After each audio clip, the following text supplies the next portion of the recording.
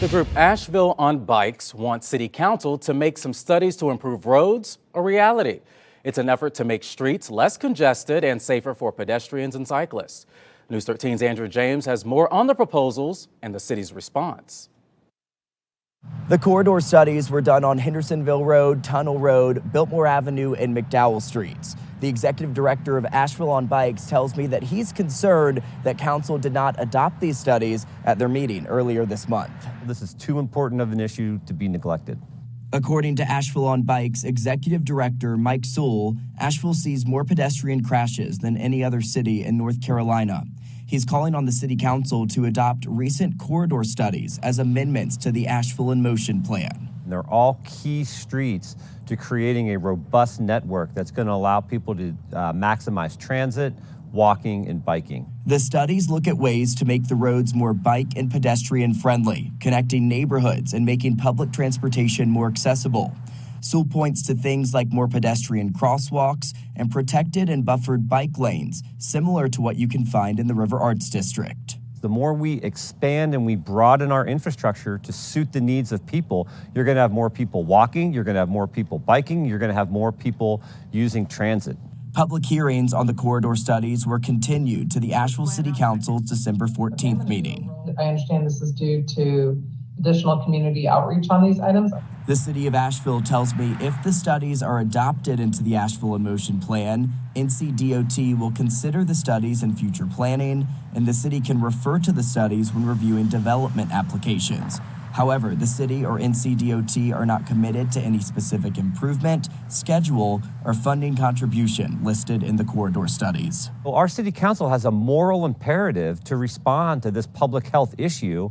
The corridor studies were done in partnership with Buncombe County, the city of Asheville, the Metropolitan Planning Organization, and NCDOT. We expect that council will hold these public hearings at its next meeting, December 14th. Millions of dollars will soon flow into governments across the state to battle the opioid crisis. News 13's Anjali Patel explains how the money can be spent and who's making sure it's used the right way. In April, North Carolina will begin receiving about $750 million to fight the opioid crisis, thanks to a major settlement agreement with 3 drug manufacturers and distributors. Now, a majority of that money will go to local governments, but the question is, how should they spend it? Preliminary data shows North Carolina is on track this year to break its previous record of 3,132 suspected overdose deaths in 2020. It's really upsetting that we're losing so many friends, family members, neighbors, loved ones to something that is preventable. Elizabeth Brewington with the North Carolina Council of Churches says we know how to stop these tragedies. It's just a matter of getting the funding to do it. Soon, though, local governments that have signed on to a major opioid settlement agreement will get a huge infusion of money to combat this crisis.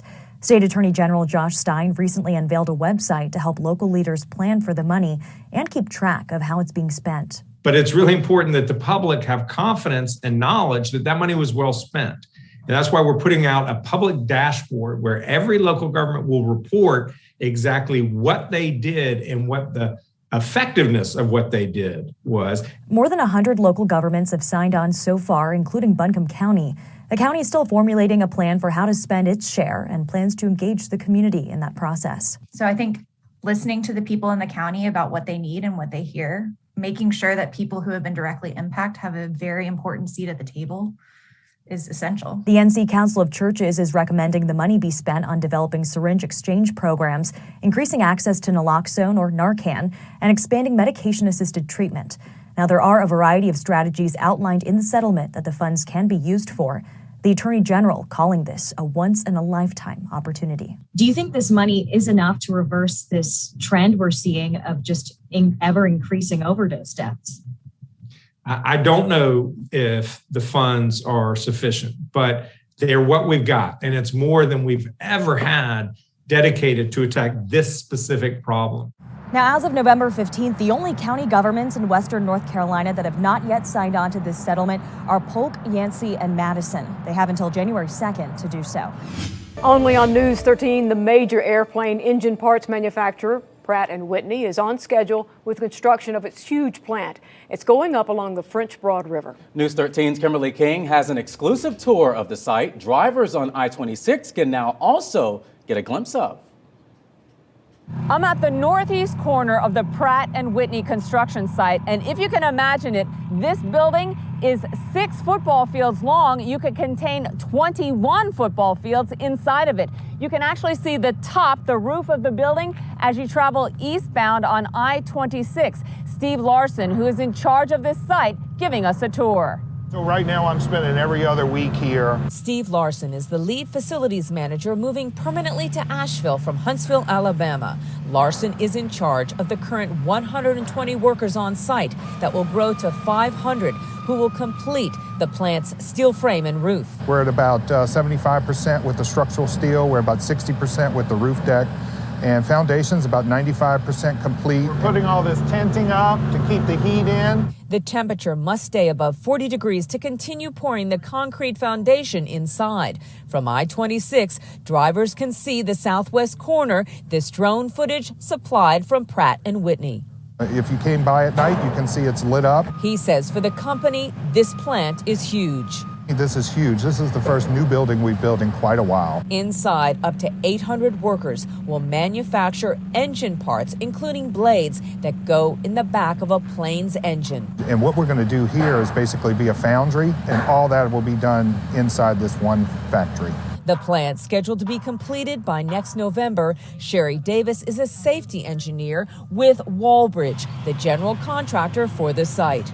There have been some logistical challenges given it being on top of a mountain. But she says they're proud there have been 0 accidents. We've had a safe build.